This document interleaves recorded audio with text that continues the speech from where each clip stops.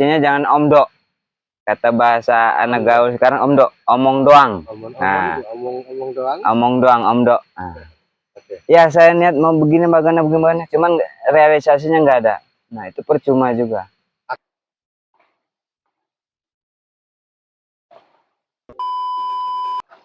Halo, assalamualaikum warahmatullahi wabarakatuh. Apa kabar teman-teman?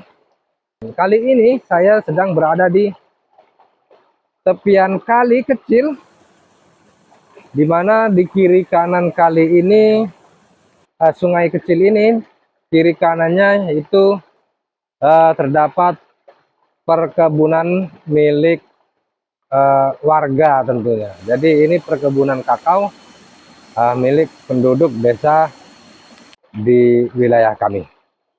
Ajak teman-teman sekalian untuk berkeliling kebun kakao di sini, karena sekarang lagi musimnya ya teman-teman ya. Sepertinya lagi musim kakao, baik itu dari harga atau buah panenan yang kita dapatkan. Oh ya, walaupun tidak seberapa musimnya, tidak banyak, belum musim raya, tapi saya kira ini satu hal yang patut kita syukuri ya teman-teman. Jadi kalau melihat kondisi buah yang terdapat di pohon kakao ini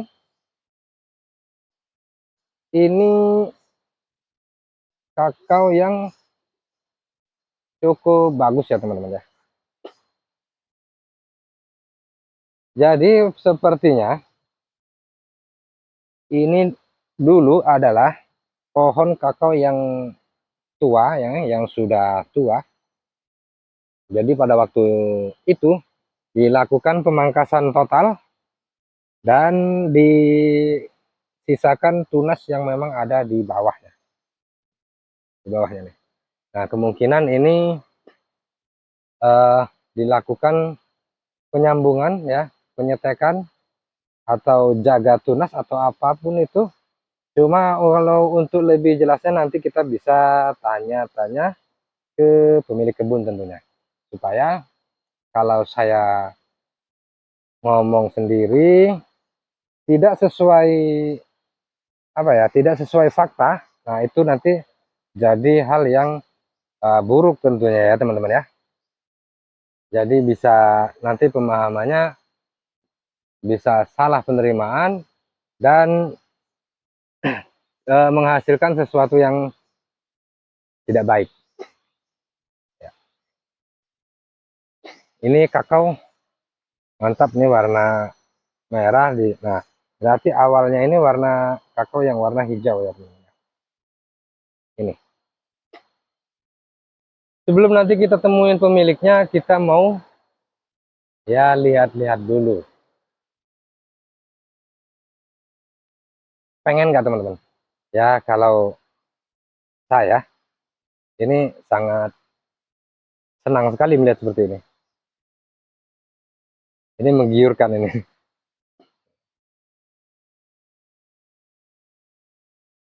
Ya. Mantap banget buahnya. Jadi nanti kita mau ngobrol sama pemilik kebun, petaninya.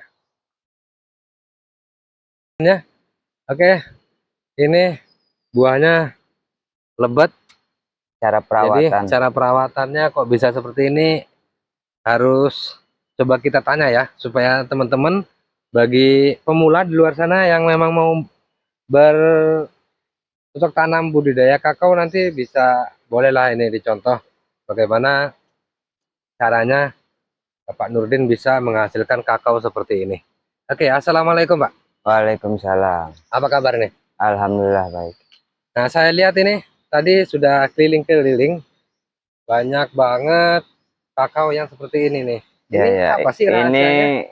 Kok bisa jadi ini kalau ini bahasanya sambung pucuk.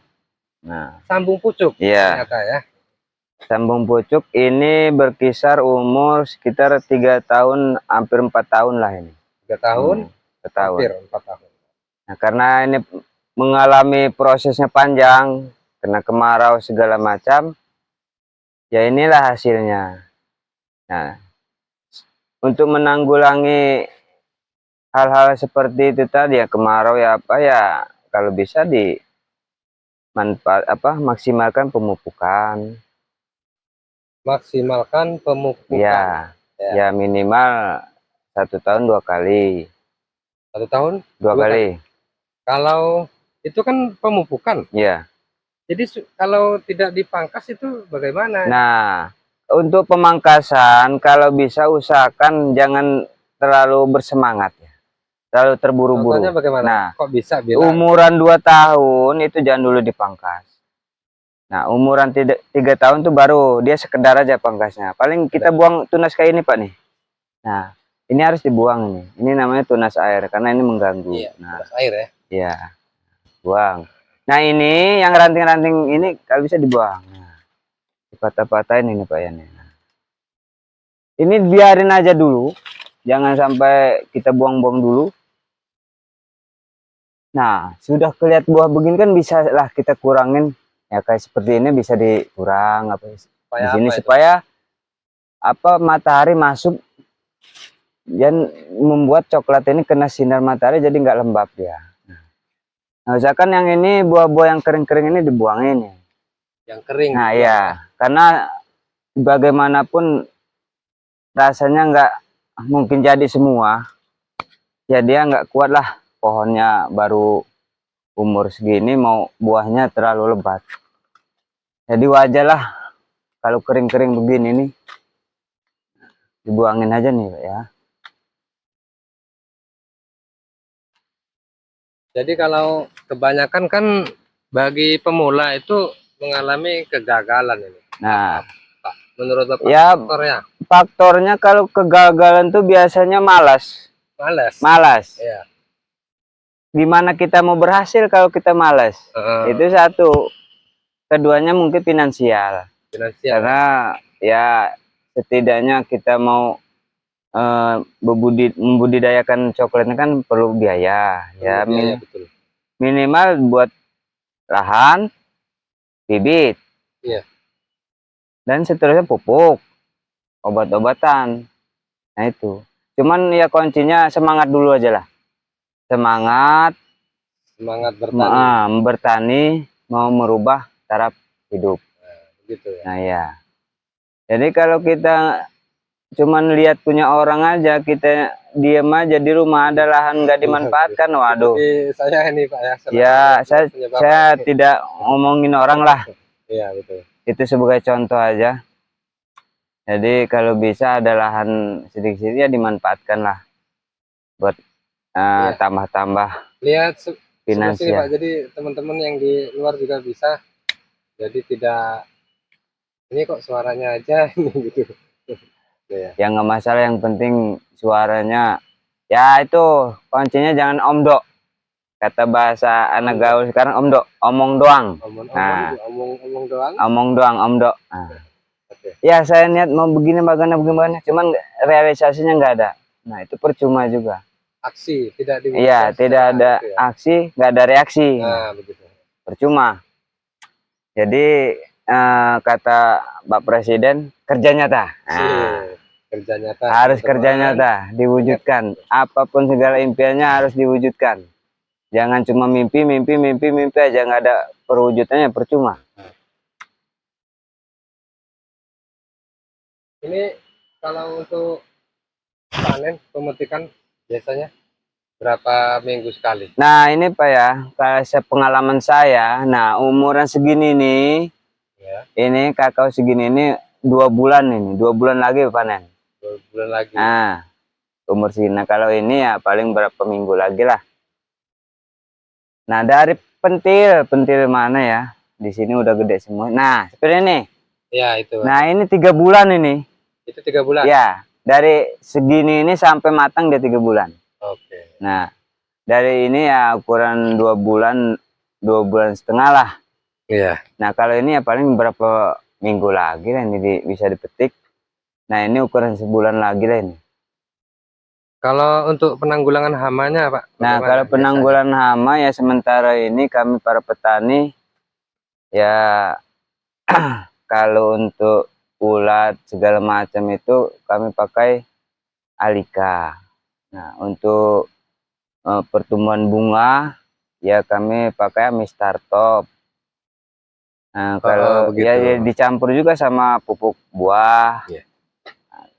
Itu dari hama yang ya hama ulat kemungkinan menyerang. Nah gitu itulah hama ulat tuh menyerang buah, dia bisa timbulnya berkele.